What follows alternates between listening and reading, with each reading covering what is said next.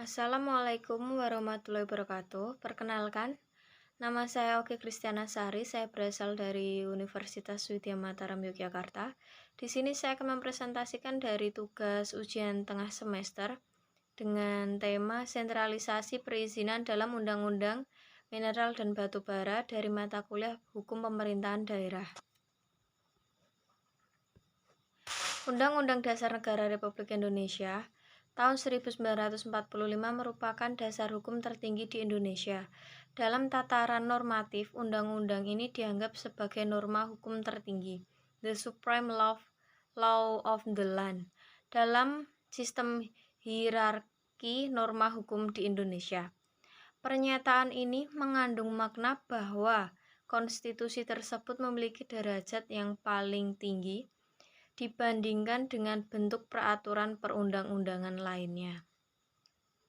Sedangkan dalam tataran praktis, posisi konstitusi sebagai hukum tertinggi bermakna bahwa segenap elemen bangsa, baik penyelenggara negara maupun warga negara, dalam menunaikan tugasnya menyelenggarakan kehidupan berbangsa dan bernegara, haruslah mengacu pada dan merujuk pada konstitusi. Keberadaan negara Indonesia sebagai negara hukum harus dibuktikan dengan eksisnya lembaga-lembaga kekuasaannya, di mana landasan tertinggi dituangkan dalam Undang-Undang 1945. Peraturan suatu negara diatur di dalamnya. Peraturan desentralisasi diatur dalam Undang-Undang 1945 Pasal 8 Ayat 1. Peraturan perizinan yang sentralisasi dapat menimbulkan kekacauan hukum serta tindakan sewenang-wenang. 2. Hal ini dapat dilihat pada masa Orde Baru. Adanya kewenangan sentralisasi membuat tidak adanya pemerataan pembangunan serta banyaknya kasus pelanggaran HAM dari tidak sewenang-wenangnya pemerintahan pusat. Desentralisasi dan otonomi daerah adalah suatu peristiwa yang menimbulkan perubahan mendasar pada hubungan antara pemerintahan pusat dan pemerintahan daerah. Hubungan yang dulu sentralistik telah berubah menjadi desentralistik yang ditandai dengan pemberian otonom yang luas dan nyata kepada daerah.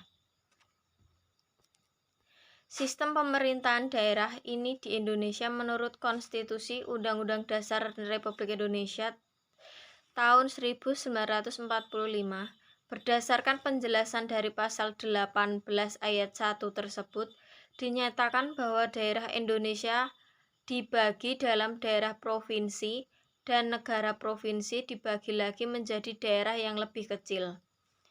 Pasal 2 angka 1 Undang-Undang Nomor 23 Tahun 2014 tentang pemerintahan daerah yang mengatur lebih jelas mengenai pembagian wilayah negara antara lain.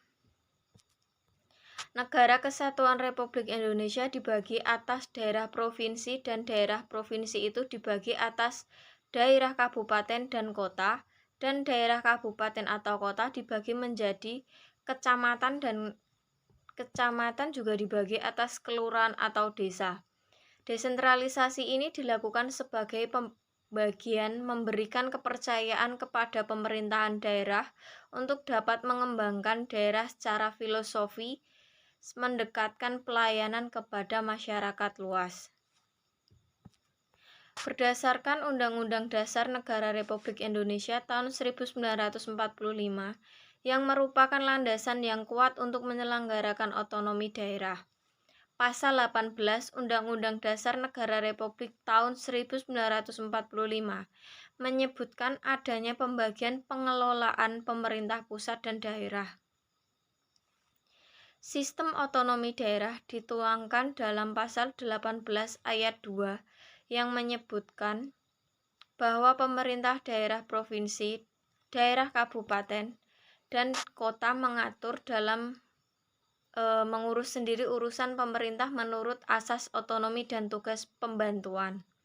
Selanjutnya pada ayat 5 tertulis pemerintahan daerah menjalankan otonomi seluas-luasnya, kecuali urusan pemerintah yang oleh undang-undang ditentukan sebagai urusan pemerintah pusat.